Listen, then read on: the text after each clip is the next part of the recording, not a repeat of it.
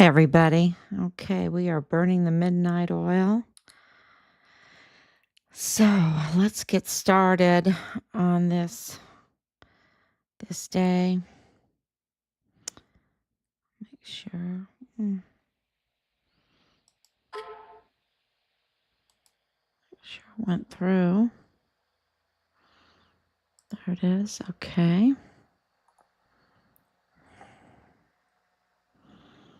So 1,778 days since Richard was forcibly removed from his barracks room. And, that's still, every time I say it, that really gets to me because I heard it from the witnesses, right? I heard it from the witnesses and how they described it. He was forcibly removed from his barracks room. He knew his life was in danger, and he feared for his life, and his life was taken. And, there's no easy way to say this, but the chain of command are responsible. The chain of command are responsible. So that's why I think this, the messaging from the last, yesterday's parade was so important. I think Trump's message is the way things have been done is no more. This is they have a new commander in chief, and this was, of course, 250 years celebration of the history of the Army's birthday, and so I think that it took you back to when there were leaders like George Washington, when there were leaders like, some of our favorites, General Patton or General MacArthur, or, all these great leaders. It just reminded you, and I was speaking to many veterans today, of course, our friends and everything. And it really did reminded you and add esprit de corps, because there has been, and there still is, mutiny in the ranks. There's mutiny in the ranks because things got so out of hand, and I think it's been getting out of hand for decades. And that's why we didn't want Richard to join the military, because we knew that it was out of hand. And and it's really hard to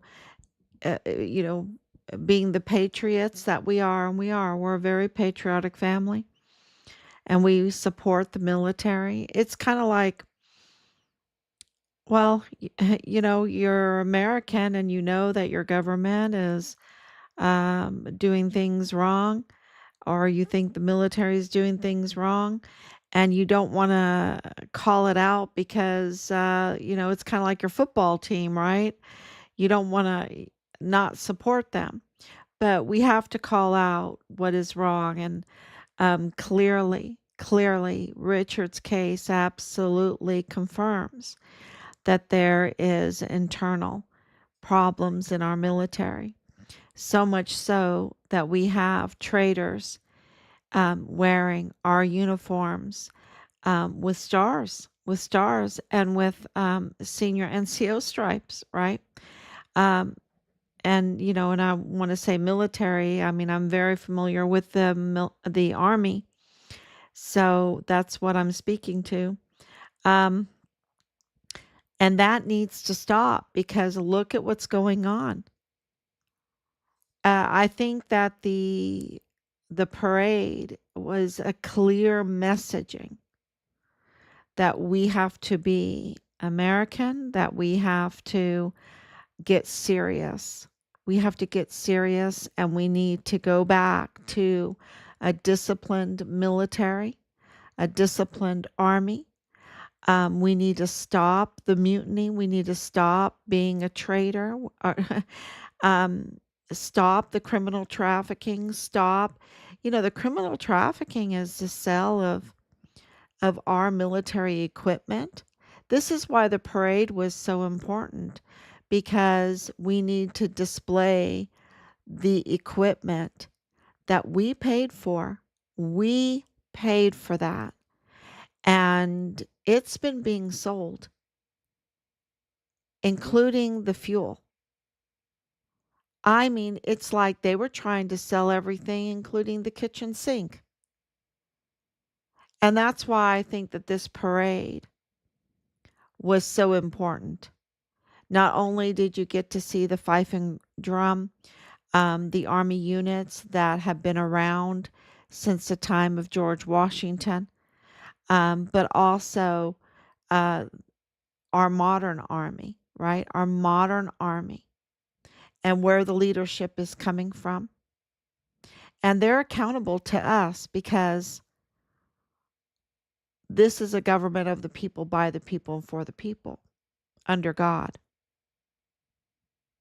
And President Trump is the commander in chief. He's the commander in chief because we put him there. We put him there as the commander in chief. Overwhelmingly so. He has a total mandate. And so, whether they like him or not, because of the laws of our land, because we do let the people choose who is the commander in chief, every last one of the members in our military are bound by their oath to obey him as long as it meets the law standard of the land. That's why those that targeted Richard, ended Richard's life, covered it up, covered up the interference. This is very important. It will lead into the Walmart case that I want to talk about tonight. The connection again between Richard's case and the Walmart case, and a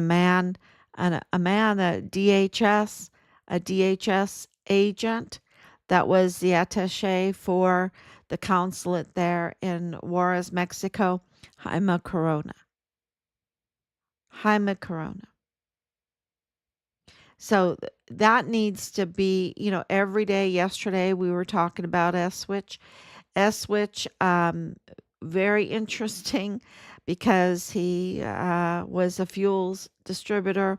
He was an exotic dancer. He is.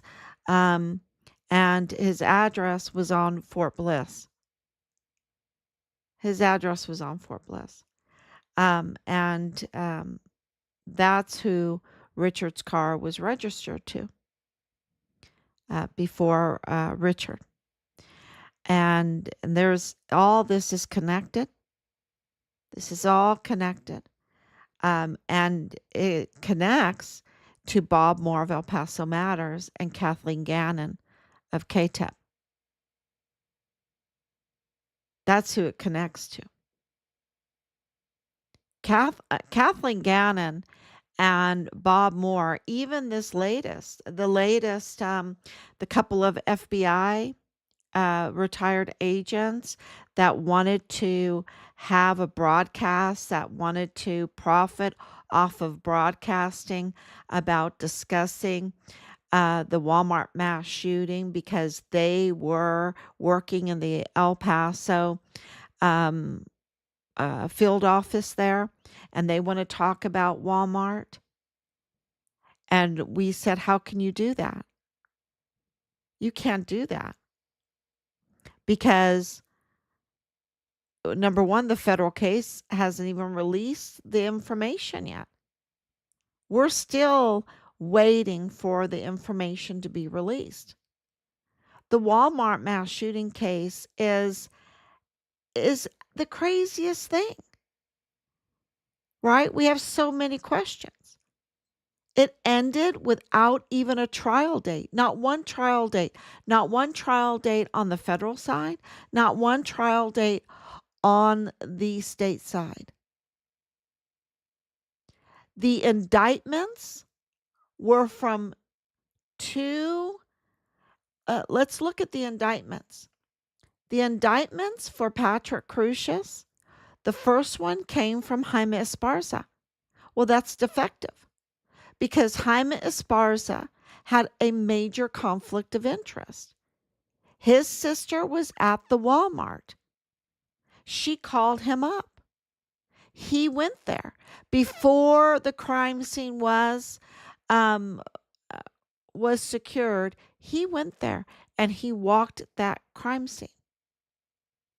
And we know because of the videos that we have and the witnesses that we've spoke to that they were filming it. And those pictures and those videos were not entered into the evidence. Now, this is a huge problem for Jaime Esparza and the first indictment. And that's why Bill Hicks changed the indictment for Patrick Crucius.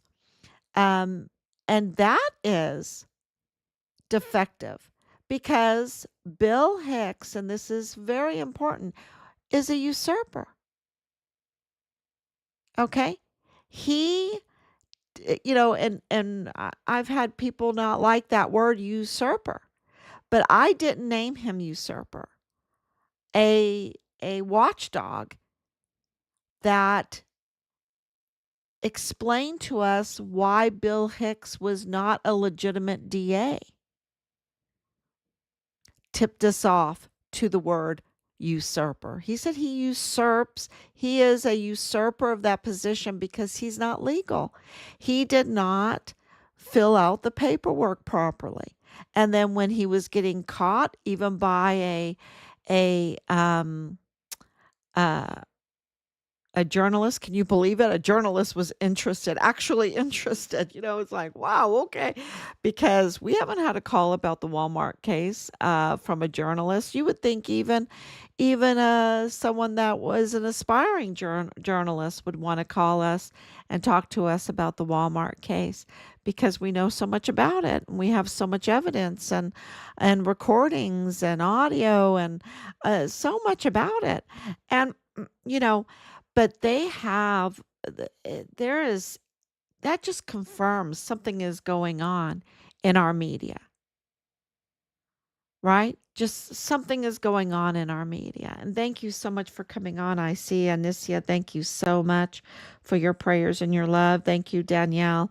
I do believe individuals should look back at the Guadalupe Hidalgo Treaty.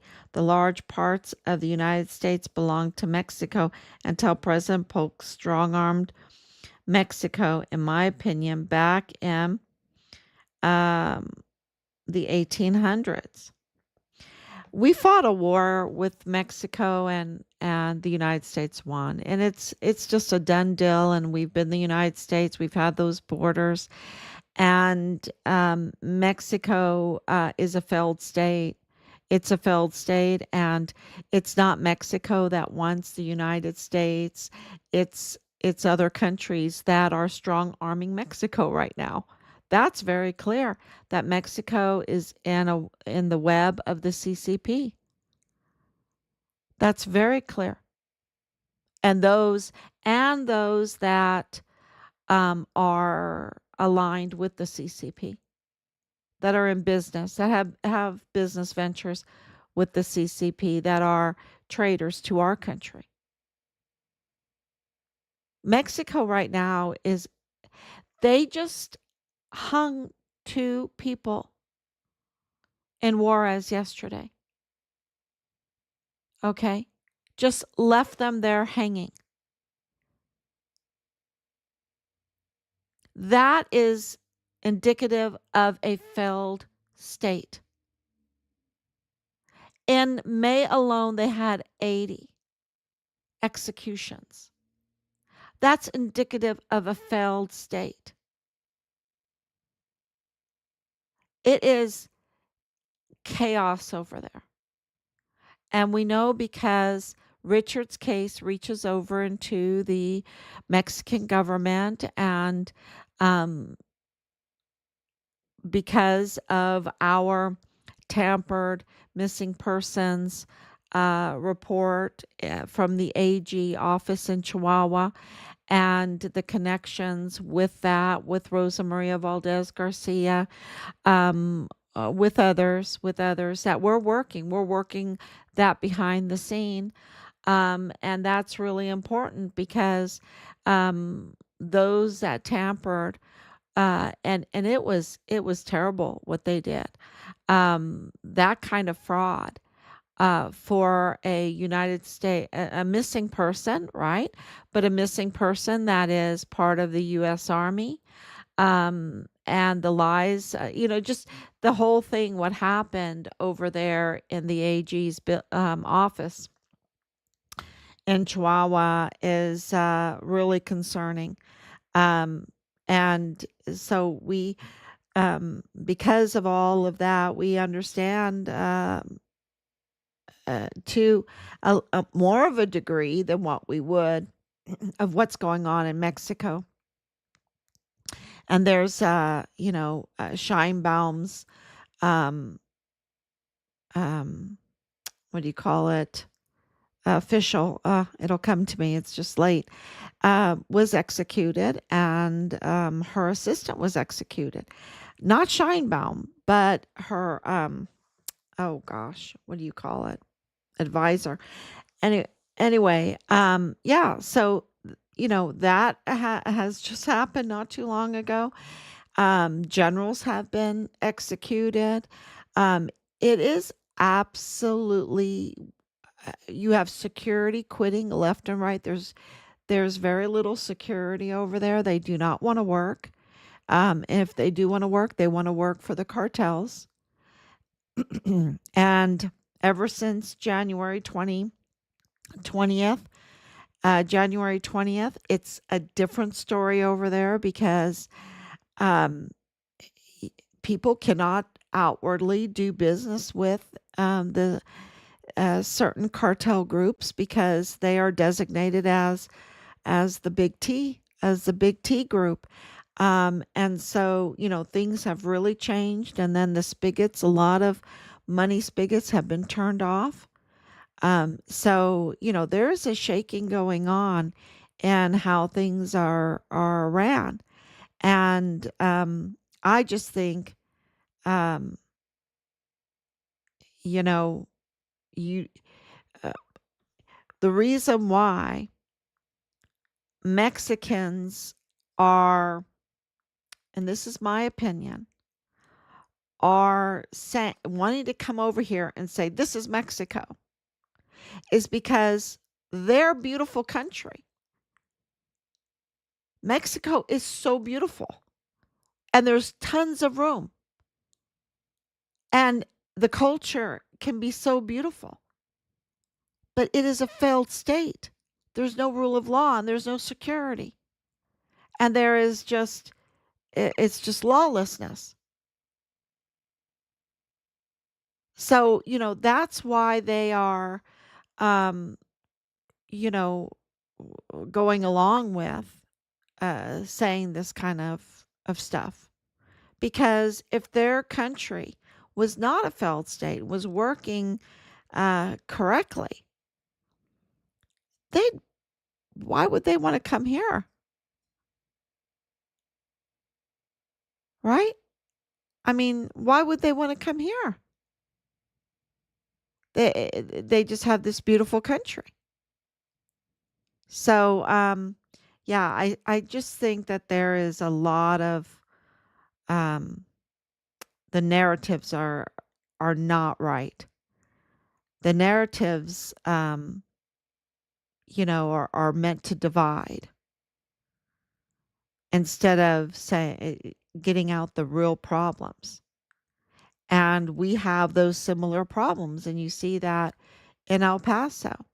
And you see that with this Walmart case with Jaime Esparza, his indictment for Patrick Crucius is totally problematic. And if Patrick Crucius had a decent defense, I mean, he had a very expensive defense, millions and millions and millions of dollars, right? But Joe Spencer was up to no good. And how do we know that Joe Spencer was up to no good? Well, because you have this very defective indictment. And then you have a second indictment because they had to change it, they had to edit it, they had to tweak it instead of that they tweaked it of like from multiple counts to one count of multiple people instead of multiple counts of multiple people, one count of multiple people. Okay. So, which, is very different, but it's still defective because Bill Hicks was illegitimate and Jaime Esparza had a huge, huge conflict of interest, a huge conflict of interest. And they put him on the federal case. He was screened from the federal case, but because of that. But they put him on that federal case until people, said no, he can't be on it. He has a conflict of interest. And him, being AUSA, going from DA to AUSA is also lots of red flags go up with that. And so let's talk about Jaime Corona, the Walmart case, and what all this means to Richard's case. Well, Richard, we know he was being targeted starting in December of 2019, the latest. That's the latest. So they were already having problems with him. If they are going to collude and conspire and start targeting him as a group, as a criminal group, okay, this was a group effort, then they had to plan it. They had to have their own little op board, right? And so if it started the latest in December of 2019, then Richard was doing something before then, right? That was a risk to them. So, and we know that there were investigations going on, that there were audits going on, that the IG were all over the barracks because of Halliday. We know through the executive orders of President Trump in 2017, 2018, 2019, that and the investigations that were going on. The investigations that were reported were of the Walmart for money laundering. Okay? That the cartel was using Walmart to money launder. We know that. You can Google it, right? And you will find it. And we know that there were investigations at the border for many different things because President Trump wanted to vet the border. He wanted to close the border to vet those that were coming back and forth. We also know that buses that were chartered, the finest buses, these are luxurious buses, were being chartered to go to Mexico every day during the week to pick up children, to bring them into El Paso, to attend the ISDs, the independent schools, the schools in El Paso. We know that. That is widely reported on. We know that there was a lot of trafficking going on. There was a lot of investigations, 2017, 2018, 2019. And Richard was a witness to that. And he was a willing witness, because there's a lot of witnesses, right? But he was a whistleblower. He actually was in communication with Washington, D.C. He actually was in communication with FBI Houston. He actually was in communication with the IG, the CID. He actually filed complaints to the Child Protective Services multiple times. He actually called 911 multiple times. This is not me thinking it, taking it out of the air. This is confirmed. This is confirmed evidence. He was a whistleblower, and he was part of ongoing investigations. He was a threat to this group, so much so, and it wasn't just an individual. Okay, you have to remember that Leilani Hart and Dallas Hart and Danae Katzen and Jonathan Caleb Ambrose and Tavita Nusa and all of them are Gustavo Sanchez, Jesus Nieto, Nidal Baem, Bradford Bugado, Amber Chase. All of them are part of a group. They're part of a criminal group, and their leader, I would call him their leader, would be Kathleen Gannon and Bob Moore. And of course, a billionaire behind that. So, absolutely, that is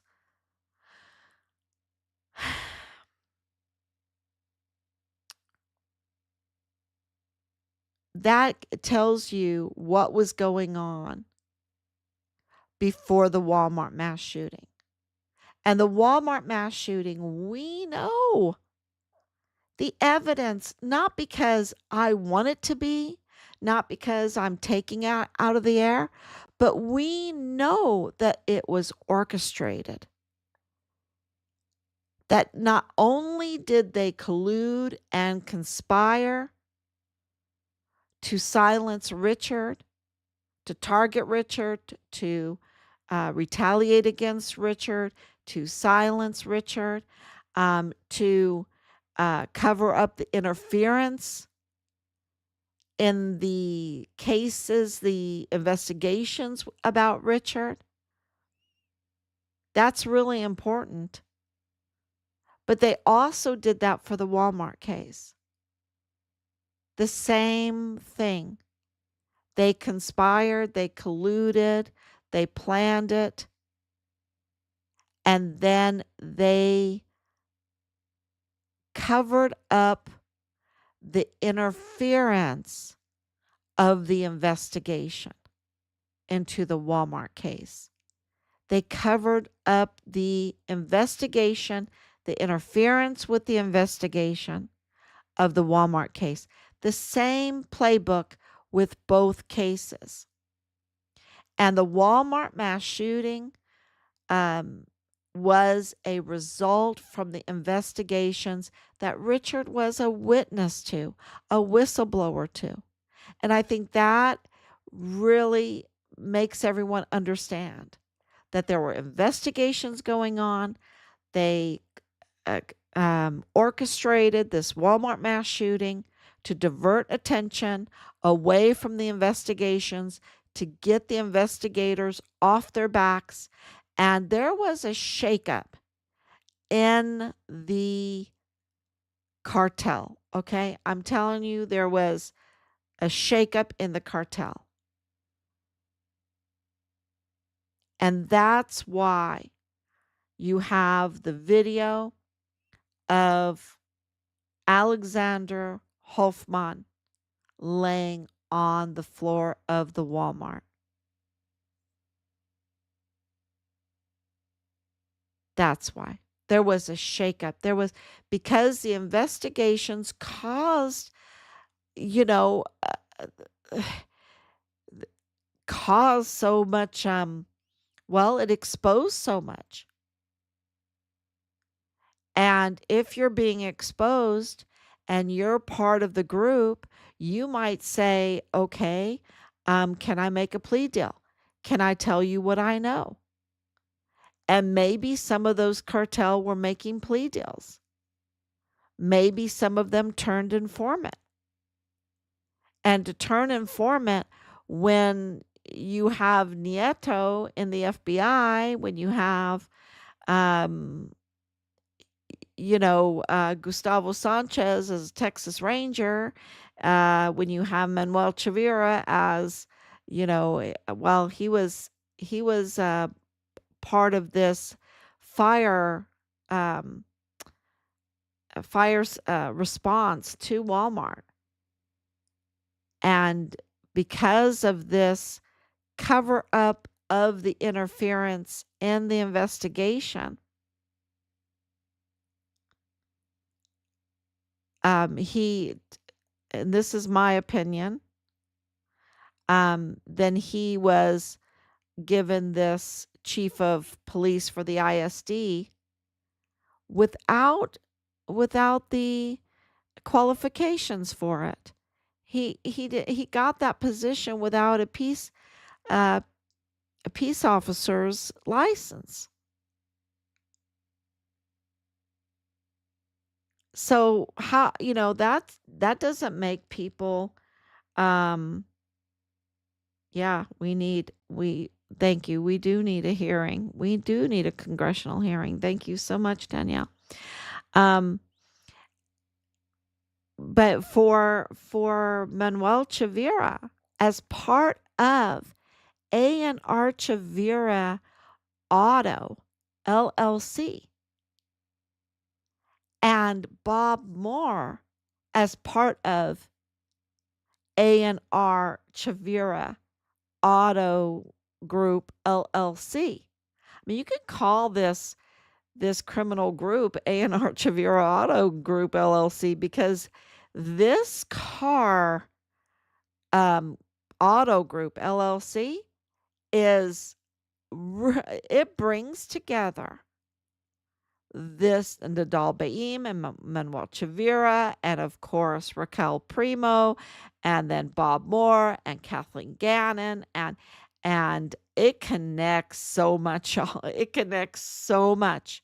And that's why they could not possibly give us Richard's car, and they had to feed us a bunch of lies.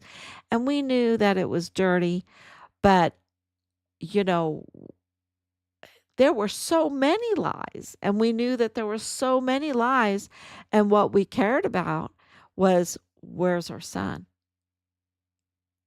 And was there any possible way he could still be alive? And we didn't know why these people that were quote unquote helping us, misleading us and lying to us, and we knew they were. We knew they were. And we knew that they were up to no good. And, you know, we just didn't let them gaslight us. We didn't, you know, we decided to be patient.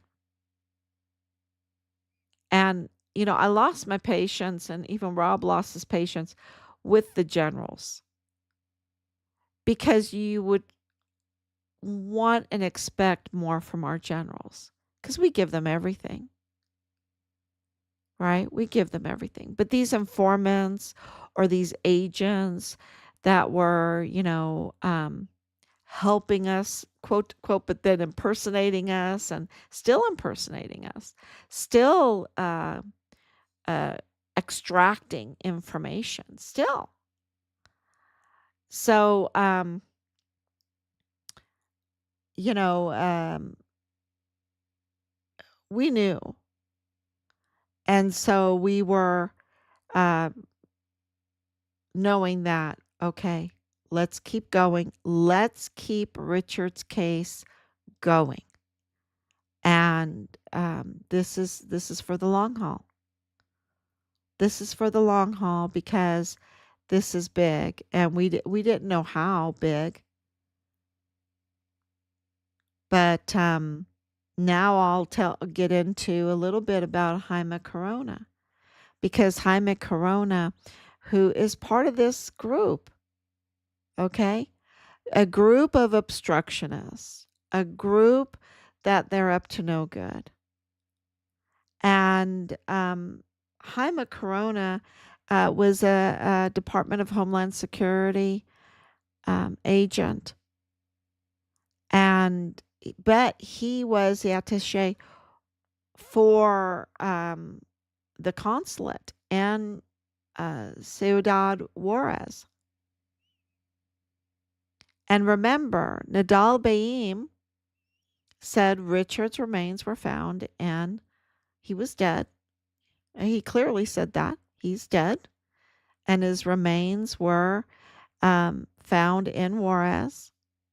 And we have since had other corroborating information that it's partial remains in Juarez.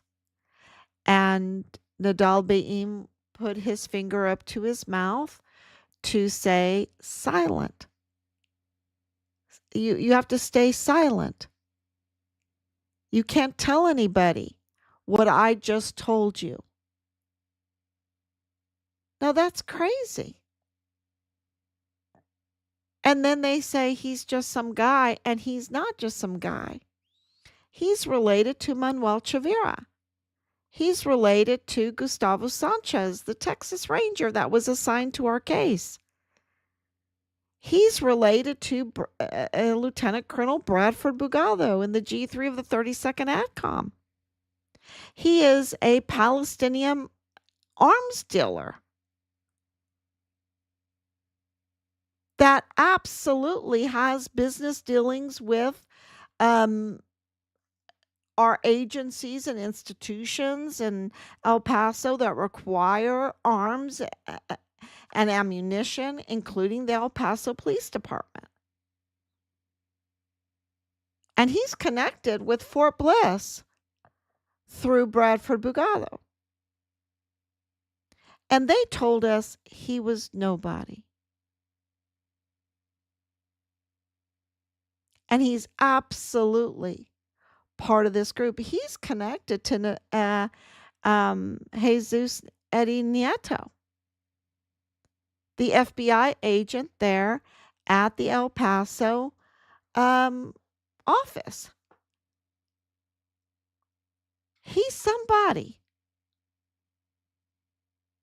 And they were covering up the interference, you see. That's what the generals were doing, but they were interfering in the case. So what did they do? They absolutely tampered with records. They tampered with even the Mexican records across the border. So as Jaime Corona being the attaché for Department of Homeland Security, but for the Department of State, and we know that records got tampered with over there. And the big records that we really want are the forensic records. The forensic records, because Richard's partial, be it all of him or be it partial of him, were in Mexico. And Jaime Corona corroborated that information. He's one of those that admitted that this was the case. We know that the Department of State, to us, corroborated that the FBI were in Mexico looking for Richard's remains. And he proceeded to tell us the 5 spots. We have 3, and then I guess maybe someone was waving at him telling him to shut up. I don't know. That's my guess.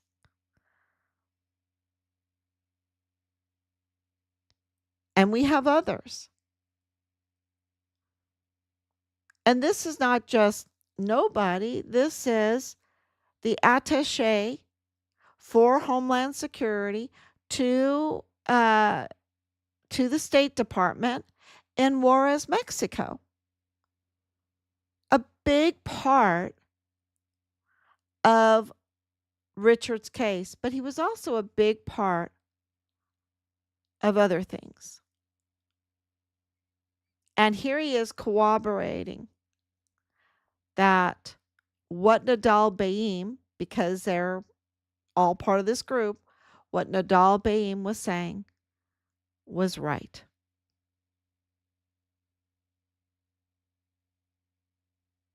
So, there's so many agencies involved in this. And with each one, we just go down the list. And that's why this is, for everyone that's listening, you might think, oh, geez, why is this taking so long? And for us too, it's just taking so long. But really, what we have accomplished, what we have found out, the top level of evidence that we have collected, this hard evidence that we have collected, the discovery of Michael Mayela's family being part and giving that to the public, being part of Patrick Crucius's family. And let's talk about the Walmart case for a second. The Walmart mass shooting happened on August 3rd, 2019. Patrick Crucius has a long record of mental health conditions, including severe autism. It is documented. It wasn't a secret. Okay? So, because of the level of crime that a mass shooting is, and this is something I've had to learn during this whole thing. I am not pretending to be,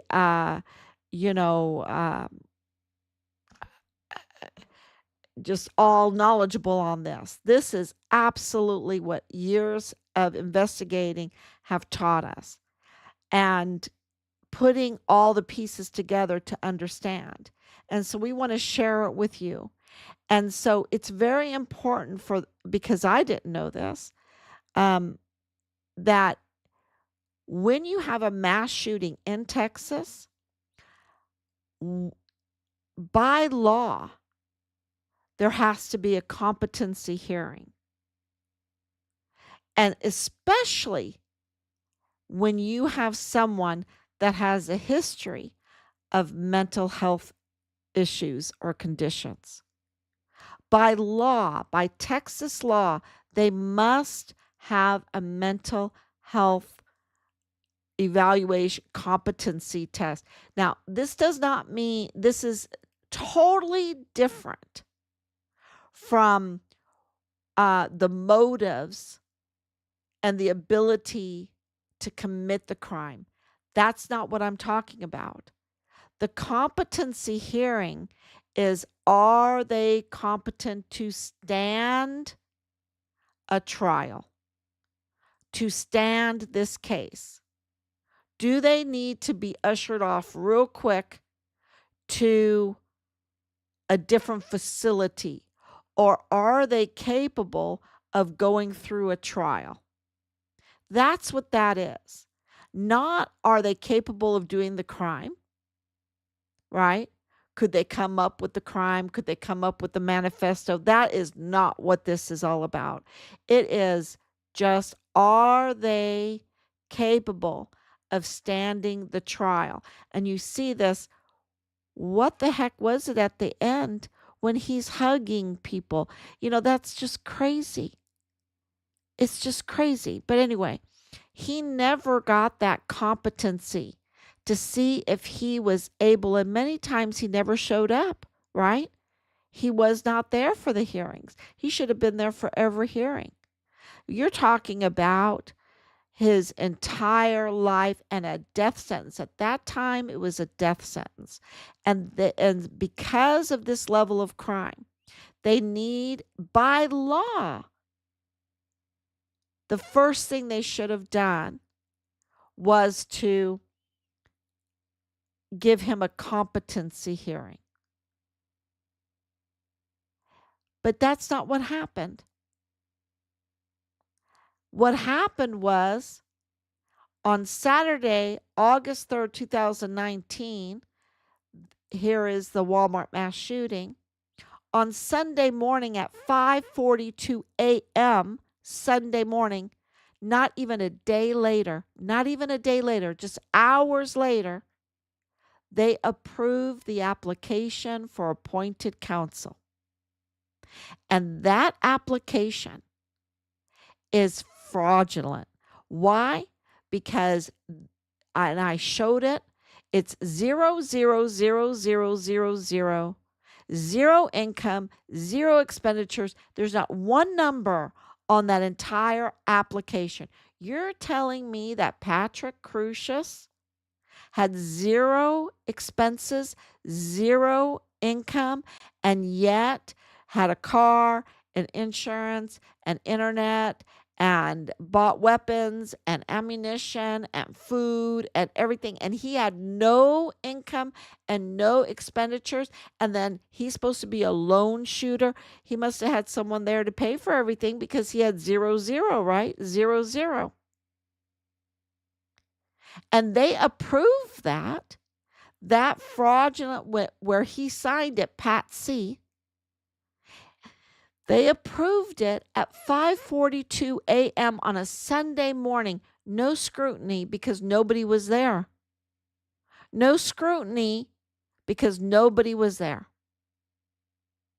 And guess what happened on Monday? Without a competency and before the appointed counsel visits Patrick Crucius in the jail, there should have been a competency. Under the law, there should have been a competency. Because why do you want to spend millions and millions of dollars on an open checkbook Joe Spencer? Why couldn't you just, you could have sent in a public defender until you got the competency, and until you had the approval of a vetted application of indigency, which means is the taxpayer on the hook for his defense? But they didn't do that. Everything that was supposed to be done right, they didn't do. And on the 5th, so the 4th at 5:42 a.m., they approve it.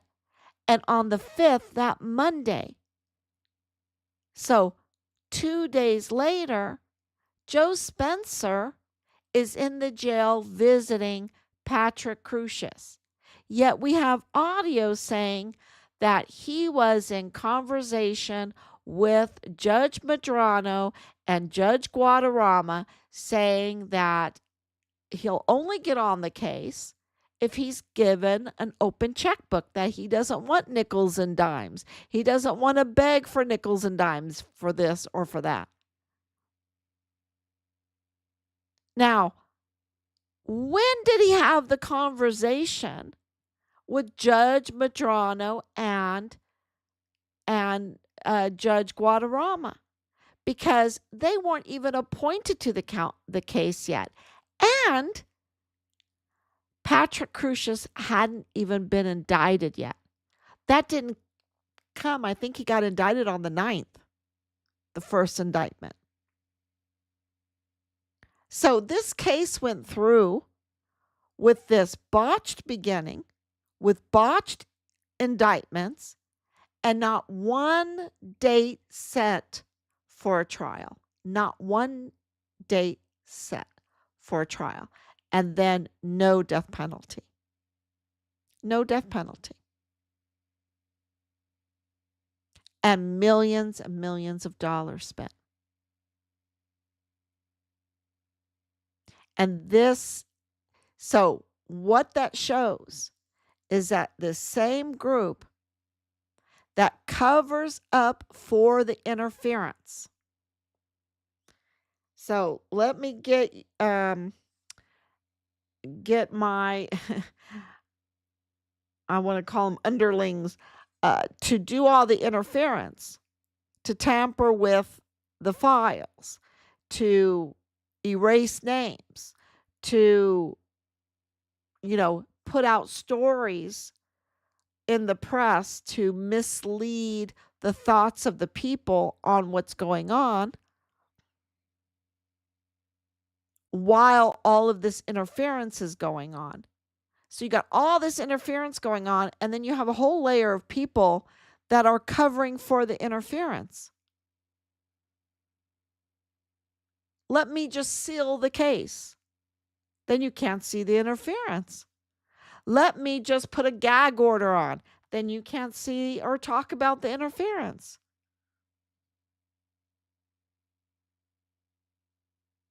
And that is absolutely the Walmart case and absolutely Richard's case. Let's not talk about the car. Don't ask about his bank accounts. You can't get into them. Why not? I mean, that was the craziest thing, that they would not give us access to our son's accounts. They would not give us access to his phone. They would not give us access to his car.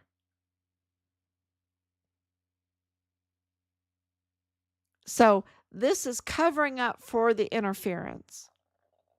They would not tell us about, or they would say Nidal Baem is just some guy. No, they were covering up for his interference. Because what else did he do in the case that he was privy to this kind of information? What was going on? And what part did Bradford Bugado play in the targeting and the silencing of our son?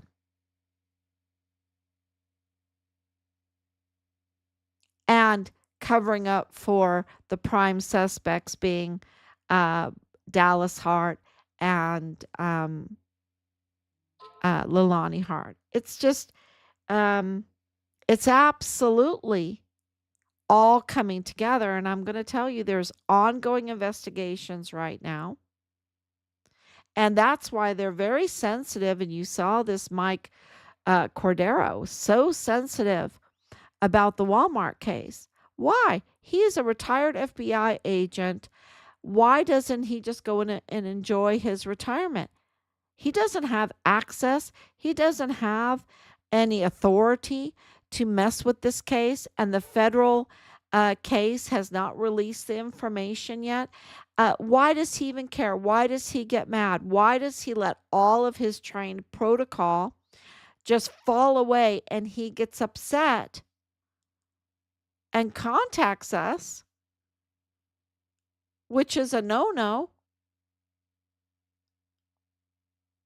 Why do they get upset? Because Richard's case is intertwined with the Walmart case. And the interference was ran by many people in both. And it's absolutely tied to cartels, Mexican cartels, and those that are traders with the Mexican cartels that are absolutely serving foreign and domestic enemies instead of honoring their oath that they took. It's very clear. And you have the cooperation and more. There's more because look, Jaime Corona, yes, he corroborated that Richard was no longer alive, and he absolutely um, that uh, partial remains were in Juarez, Mexico. And he's not just nobody, he's DHS. He's attaché to the Department of State. You have DES Thomas Kane corroborating that Richard was no longer alive. You have the State Department corroborating Nidal Baem. And there's others. And so, and this is not just some person on the street. So, and we know that this group is absolutely connected to Willie Moya. Manuel Chavira is so connected to Willie Moya, who was the big cartel leader, who also was silenced in a cartel style hit, along with Arturo Alba, who's also part of this group. And they just happen to be like Univision, Telemundo, KTEP, El Paso Matters, KVIA. This group is media, but this group is military. This group is also with casualty affairs. This group is, in the courthouse. This group is in the DA's office. This group is in the JAG. This group is in Richard's chain of command. This group is in the Mexican Attorney General's office. This group is in the El Paso ISD. This group is LLC owners such as Raquel Primo and her partner, Alexandra Chavira. And this group involves also contractors. It involves Eswich and, of course, Leilani Hart. Eswich was an exotic dancer. That's like right in the same little business as Bullet and Rocha. And Leilani Hart was getting her mail at a place where they had exotic dancing. So it's and there's also some Marines involved in this.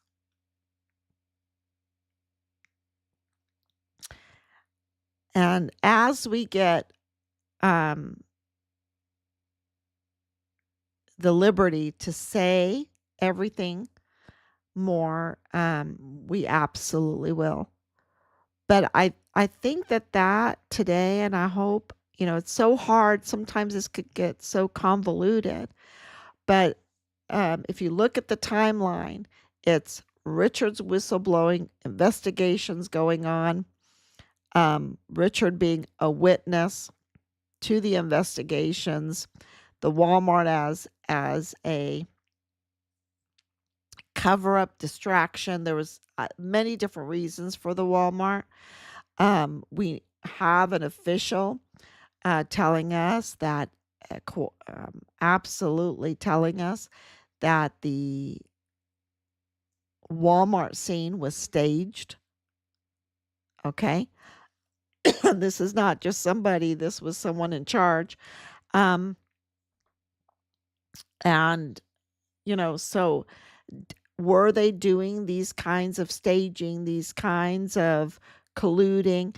And we have Bob Moore doing that over and over and over again, where he is creating the crime and then reporting on it on a false story. He's manufacturing and then reporting on it. Um, so they absolutely are. Our evidence absolutely shows um, that they together went after Richard, and we know that they went after us because we have all the screenshots and all the history to show you, like, okay, wait a minute, we have a missing son. No, we have, we're a Gold Star family and they're retaliating against us. I don't understand that. Shouldn't they be helping? Aren't these veterans? Aren't these military? Aren't these, uh, those that want the best for El Paso? And and there was absolutely a conspiracy going on. There was access because of impersonating us, access to files. And let me tell you, they could have done so much damage. It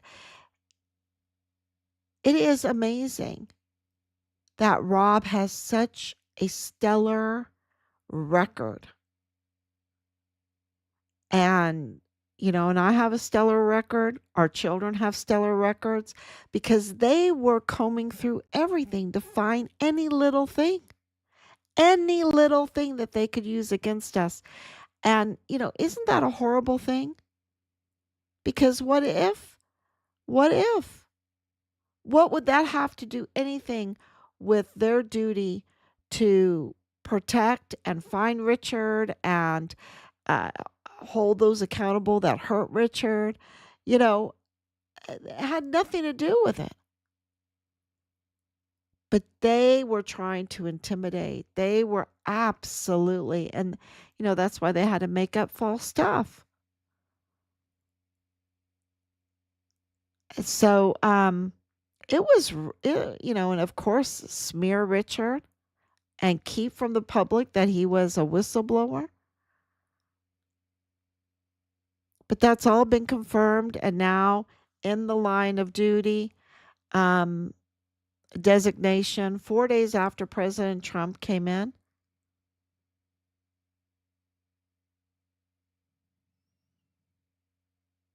So, it really, um, that shows you that they have the evidence and, you know, everything's in God's timing. But this has been just amazing. So, thank you so much. And thank you. We do need to have a hearing. But you see that with Veronica Escobar, it's her duty to give us a hearing. You see the worst senator anyone could possibly have, and that's Lindsey Graham. He's the worst. And I hope he gets prime. What do you call it? He gets. I think someone's running against him, and we'll be like, okay, yay! He's the worst senator ever. He is so ready for sending our sons and daughters to war, and yet I just can't even tell you how bad he is. He's so bad. He could care less about Richard Halliday.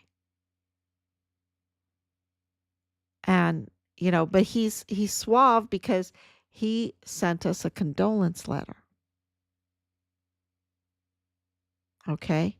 So he's real sneaky. And that makes him the worst. He's very sneaky.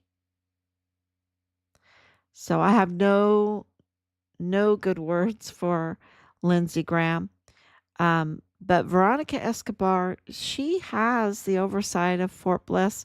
She absolutely, even another witness, she blocked him from having his hearing in Congress.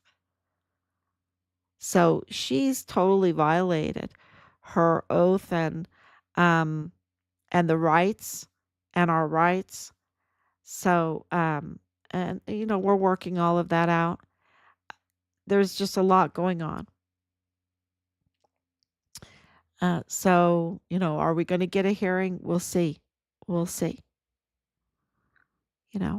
Everything's in God's hands, and everything, it's kind of like this bee that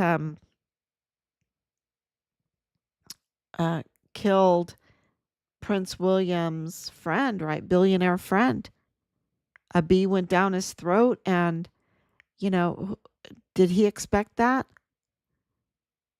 It's just a horrible, horrible thing. And the whole point of it is, you think you've got everything lined up. You're a billionaire and all of that, and you're untouchable, and then all of a sudden, a little bee comes, something so unexpected, and that's just tells you that God is in control. So we'll see how this is. There's no doubt in my mind. Just finding out who Nidal Baem was just a miracle. And so we're right, that's part of the book. And the book is been being written this whole time, but every day is breaking news. I mean, oh my gosh, this whole thing with Richard's car, this whole thing with R and A Chavira being related to Bob Moore and Manuel Chavira, bringing those together, and Manuel Chavira totally bringing in everybody else, Nidal Baem, and this whole group is now solidified through evidence. And that's why, this book isn't done yet. So thank you so much for all of your tips. Thank you for sharing this case every day. Thank you for sharing these live streams every day. And it's, we're getting there.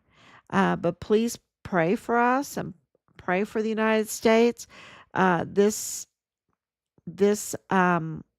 amazing parade, okay, because I remember the parades of Desert Shield and Desert Storm.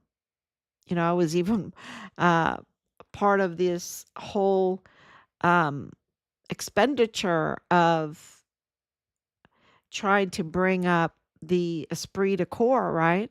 That's why I was in the clown outfit, because they wanted these celebrations, because if the esprit de corps is built, then our military functions much better, right?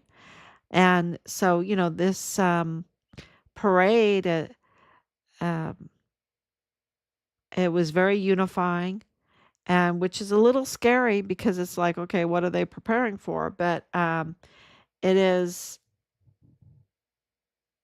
just has a lot of messaging to it, a lot of messaging, and we're just trying to look through the parade itself to the messaging to find out what they want us to know. What's the real reason behind this? What's the real I